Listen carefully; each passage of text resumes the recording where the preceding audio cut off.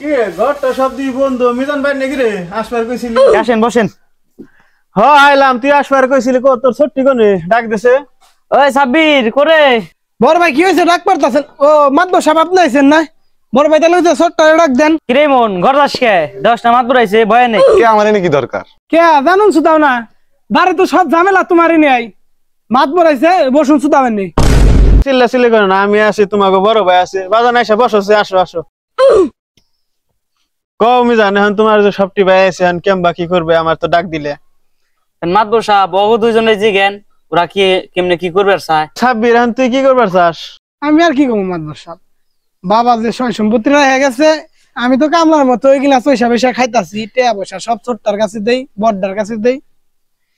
ছোটটা তো হইছে গান চুচ্ছে, এটা ওর কথা কইবেন নাই। আর বড় ভাই তুমি যা শুরু করছাও সাব্বির কথাবার্তা যাই কইবে হিসাব করে কইও, যে যাব সারা কিন্তু কথা কইও না।